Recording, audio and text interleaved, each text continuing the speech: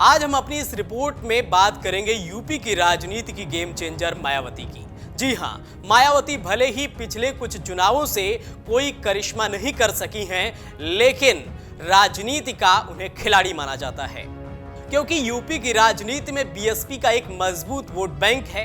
कहा जाता है कि चुनाव कोई भी हो, लेकिन बहन जी का ये वोट बैंक हमेशा उनके साथ रहता है। और आज हम आपको इस रिपोर्ट में मायावती की इसी खास ताकत की चर्चा करेंगे, साथ ही बताएंगे कि यूपी में मायावती ने बीजेपी की मुश्किलें कैसे बढ़ा दी हैं। अभी कुछ दिन पहले तक राजनीतिक गलियारों में लोकसभा चुनावों को लेकर बीएसपी सुप्रीमो मायावती की शांति को बीजेपी के फेवर में माना जा रहा था। समाजवादी पार्टी और कांग्रेस के समर्थक ये कहते हुए नहीं थक रहे थे कि मायावती अब खुलकर बीजेपी की बी टीम के रूप में काम कर रही हैं। लोकसभा चुनाव को लेकर बीएसपी में कोई हलचल न देखकर आम लोगों को भी ये भरोसा हो रहा था कि हो सकता है कि बीएसपी जानबूझकर लोकसभा चुनाव में इस तरह का व्यवहार कर रही हो। इसके बाद बहुत दिनों तक ये बात चली कि कांग्रेस और बीएसपी के नेता संपर्क में हैं। कुछ दिनों तक ये बात हुई कि इंडिया गठबंधन मायावती को पीएम कैंडिडेट घोषित कर सकता है, पर ऐसा कुछ नहीं हुआ।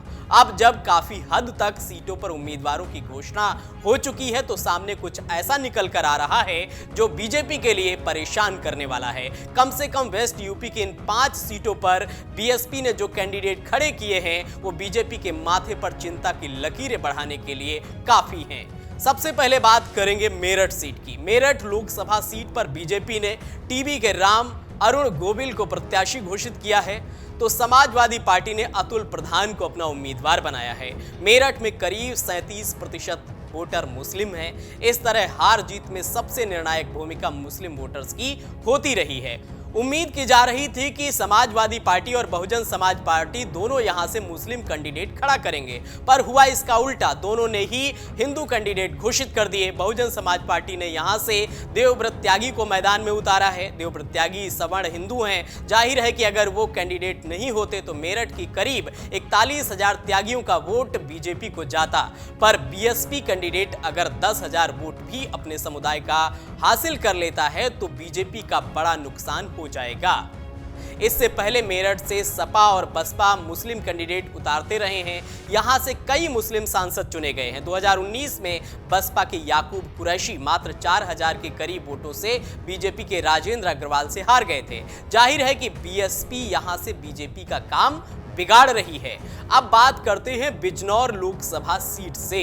बिजनौर लोकसभा का चुनावी इतिहास दलित नेताओं के साथ जुड़ा हुआ है। यहां से पूर्व लोकसभा अध्यक्ष मीरा कुमार और उत्तर प्रदेश की पूर्व मुख्यमंत्री मायावती भी एक बार सांसद रह चुकी हैं, पर राम मंदिर आंदोलन के बाद से यानी कि 1991 से अब तक भारतीय जनता पार्टी 4 बार इस सीट पर अपना कब्जा जमा चुकी है। हालांकि समाजवादी पार्टी 2 बार, रालोद 1 बार ये सीट जीत चुकी है। अभी वर्तमान में इस सीट पर बसपा का कब्जा है। मलूक नागर यहां से सांसद हैं। बिजनौर सीट बीजेपी ने अपने सहयोगी दल आरएलडी को दी है। एनडीए के उम्मीदवार के तौर पर यहां से आरएलडी प्रत्याशी चंदन चौहान अपनी किस्मत आजमा रहे हैं, जबकि समाजवादी पार्टी ने दीपक सैनी को अपना उम्मीदवार बनाया है। बसपा ने यहां से भी खेला कर दिया है। पार्टी ने यहां से जाट प्रत्याशी चौधरी वीरेंद्र सिंह को टिकट दे दिया है। चूंकि एनडीए ने गुर्जर प्रत्याशी खड़ा किया है, तो जाहिर है कि बसपा के जाट प्रत्याशी को स्थानीय जाटों का समर्थन मिल सकता है। ये सही है कि जाटों का वोट आरएलडी को जाता है, पर यूपी की राजनीति की ये टेंडेंसी है कि अगर अपनी जाति का कोई कैंडिडेट किसी और पार्टी से है तो जाति के लोग उधर ही चले जाते हैं। अब बात करेंगे हम मुजफ्फरनगर सीट की। यहां पर भी बसपा ने पेच फंसा दिया है। मुजफ्फरनगर से बीजेपी अपने जाट चेहरे संजीव बालियान को तीसरी बार मैदान में उतार चुकी है। उनका मुकाबला समाजवादी पार्टी के कद्दावर जाट नेता चौधरी हरेंद्र सिंह से है। 2013 में हुए मुजफ्फरनगर दंगे के बाद से ये सीट बीजेपी की ही हो चुकी है। 2014 के लोकसभा चुनाव में बीजेपी प्रत्याशी संजीव बालियान ने एक तरफा जीत दर्ज की थी। उस चुनाव में भारतीय जनता पार्टी ने बीएसपी प्रत्याशी कादिर राणा को करीब 2.5 लाख वोटों से हराया था।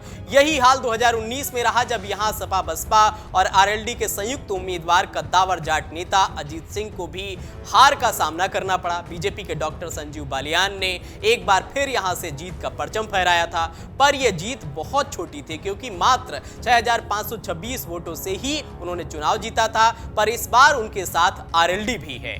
बीजेपी को उम्मीद है कि बीएसपी एक बार फिर किसी मुस्लिम कैंडिडेट को यहां से खड़ा करेगी, पर ऐसा नहीं हुआ।